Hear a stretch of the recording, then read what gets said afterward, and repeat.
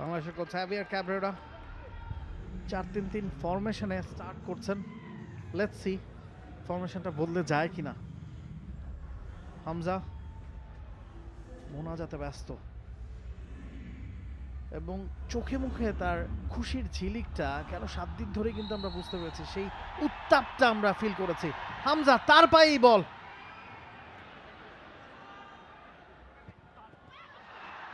সুযোগ একটা, what a miss.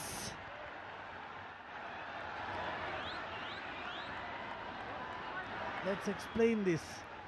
বিশাল কায়েত হয়তো মাথার চুল ছিঁড়তে চাইবেন, কি করে ফেলেছিলেন, কিন্তু বেশি হয়তো আপসেট হওয়ার কথা সেখানে। মুজিবুর রহমান জনির একটা ক্লিয়ার সুযোগ, Hamza বাড়িয়েছিলেন। Clear intention from Javier Cabrera's team. যেখানে হামজা চৌধুরী তার ইন্টারন্যাশনাল ডেবিউ করছেন এই ম্যাচে, and he is going to take the set piece.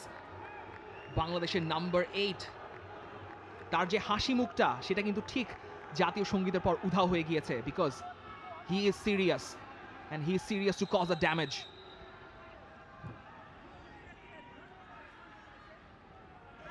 Here comes Hamza. Referee তিনি বোঝাচ্ছেন কতটুকু কঠিন হওয়া যাবে ডি বক্সে। তপু তিনি ছুটছেন, হামজা একেবারে ফার কর্নারে টার্গেট করেছিলেন। বিশাল কায়েত ঠিক সময় ঠিক জায়গায় ছিলেন। এবারে আরো একটা সুযোগ, what a miss, back to back দুটা মিস বাংলাদেশের। Goal line clearance, what's going on there. Vishal Kaith তিনি কি করছেন, বাংলাদেশকে দুটা সুযোগ উপহার দিয়েছেন।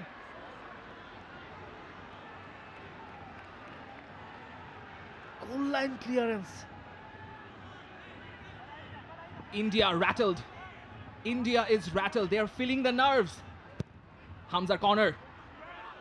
Near poste ছিল, তপু ছিলেন, কিন্তু এখানেই বুঝতে হবে যে ইন্ডিয়া আজকের ম্যাচের নার্ভটা এখনো ধরতে পারেনি। একদম শুরুর দিকেই দুটো বড় ধরনের এরর করে বসলেন। সেখানে ছিলেন শাকিল আহাদ তপু, তার এই ব্লকের কারণে হৃদয় এমন জায়গায় সুযোগ পেয়ে গেলেন, শেষ পর্যন্ত ওখানে আপনার একদম লাস্ট ম্যান ক্লিয়ারেন্স করতে হয়েছে সুভাশিসকে। আউট অফ দ্য বল পজিশনে দেখা যাচ্ছে একটা 4-2-4 হাইব্রিড। হামজা মাঝখানে এবং হামজাই বলটা উইন করলেন, যদিও সেখানে কেউ নেই। দুই কোচই বিল্ড আপ ফুটবলে বিশ্বাস করেন, দুই কোচই নিচ থেকে খেলা কুচিয়ে ওপরে ওঠার চেষ্টা করেন। ক্লিয়ার করা হয়েছে, হামজা আরো একবার ইন্টারসেপ্ট করলেন। থ্রোইন হামজার এগেইনস্টে, বাংলাদেশের এগেইনস্টে। The smile is back. And he should smile after this performance. Hamza Choudhury একজন FA cup winner. Hamza Choudhury একজন ইন্টারন্যাশনাল ফুটবলার, যিনি প্রিমিয়ার লিগের এক্সপিরিয়েন্স নিয়ে, চ্যাম্পিয়নশিপের এক্সপিরিয়েন্স নিয়ে এসেছেন সাউথ এশিয়ায় এই সাউথ এশিয়ান ক্লাসিকো খেলতে। তাকে প্রশ্ন করা হয়েছিল এয়ারপোর্টে নামার পর যে তিনি একটা ডার্বি জিতিয়ে এসেছিলেন, স্টিল সিটি ডার্বি, সেই ম্যাচটার পর তাকে খেলতে হচ্ছে সাউথ এশিয়ান ডার্বি। তবে সেটা যাচ্ছি, বাংলাদেশ অন দি অ্যাটাক। কাটব্যাকটা একটু গোছানো হলে হয়তো ভালো হতো, তবে ইন্ডিয়া আবারও, সন্দেশ ঝিঙ্গান মোটেও খুশি নন। হামজার ইন্টারসেপশন, সেখান থেকে বলটা বাড়ানো হয়েছিল, জনি কাটব্যাক করেছিলেন। শাহরিয়ার ইমন বলটা পাওয়ার আগেই শেষ পর্যন্ত বিপদটা মুক্ত করা হয়েছে। 15-16 মিনিটে হামজা কিন্তু নিজের উপস্থিতি জানান দিয়ে ফেলেছেন। আপনি যদি ইন্টারসেপশনের কথা বলুন, একেবারে ছো মেরে বল খেয়ে নিতে আমরা দুবার তাকে দেখেছি। সেট পিসগুলো তিনি নিচ্ছেন এবং শাকিলকে বুঝিয়ে যে তিনি ফেরত পাঠালেন লিস্টন কোলাচোর সাথে। আর একটা নাইস ফ্রি কিক, বুদ্ধিদীপ্ত, বিপদের সম্ভাবনা হতে পারে। সন্দেশ তার ক্লিয়ারেন্স, তবে এখনো পুরোপুরি ক্লিয়ার হয়নি। গোলের সুযোগ 6 ইয়ার্ড বক্সে, একেবারে ফাঁকায় ছিলেন শাহরিয়ার ইমন, জাস্ট পোস্টে রাখতে হতো। ওই জায়গা থেকে পোস্টে ঠেলার চেয়ে বাইরে ঠেলাটা হয়তো বেশি ডিফিকাল্ট ছিল।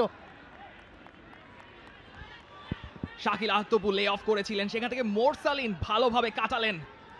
বক্সের চমৎকার ক্রস। শাহরিয়ার ইমনকে কেন আজকে শুরু করানো হয়েছে? শাহরিয়ার ইমন যে পরিমাণ গ্রাউন্ড কভার করেন, তিনি যেমন আপনার লেফট সাইড লাইন হাক করে রাখতে পারেন, তিনি পেছনে নেমে অনেক জায়গা থেকে চান্স ক্রিয়েট করতে পারেন, ঠিক এরকমই। তবে এই সেট পিসটা দেখা যাক, ফার পোস্টে ছিল, সেখানে আপাতত কেউ নেই, তাই হামজা চৌধুরীর হারিকেনটা এখনো জওহরলাল নেহরু স্টেডিয়ামে এই 26 মিনিটের কর্নারে দেখা গেল না।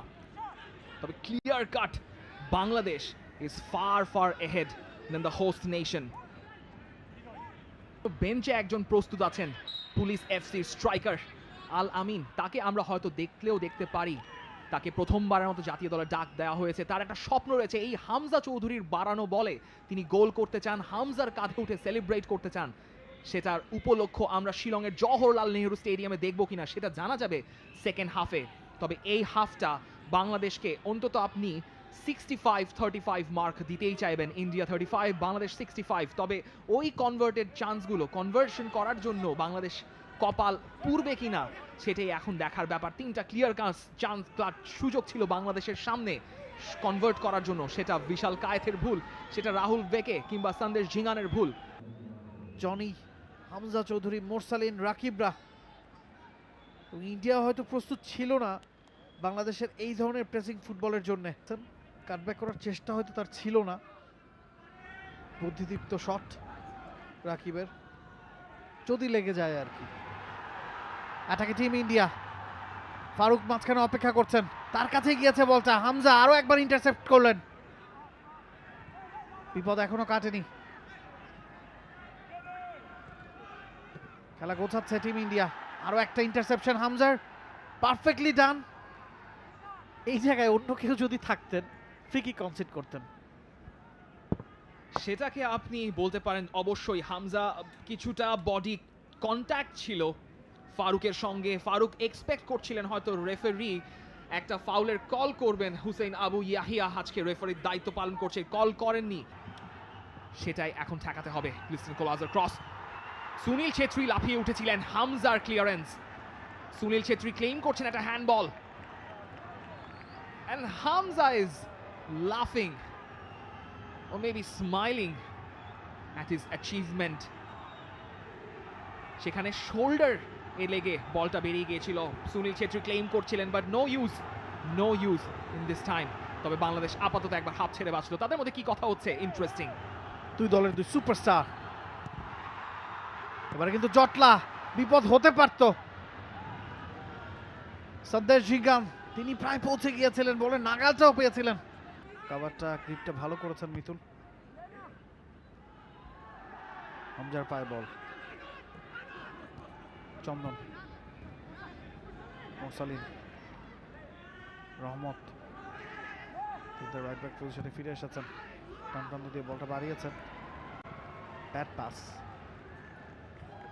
পাস, রাকিব ছিলেন ওই জায়গাটায়। থ্রোইং টিম ইন্ডিয়ার,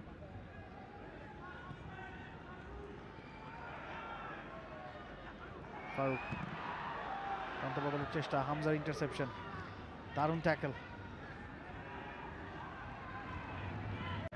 Apuia, and Manolo Marquez is planning for it. Hamza এবং ওয়াংজামের ব্যাটল, আপুইয়ার এই পাসগুলোর প্রশংসা না করে পারা যায় না। বরিসকে পাস দিয়েছিলেন, রাখতে পারেননি, heavy long throw, Hamza near পোস্টে ছিলেন, হয়তো এবারে বলের নাগালটা পাবেন, পেয়েছেন আশিক কুনিয়ান। হামজা, আবারও হামজা, থ্রোইন বাংলাদেশের বিপক্ষে, টিম ইন্ডিয়ার পক্ষে।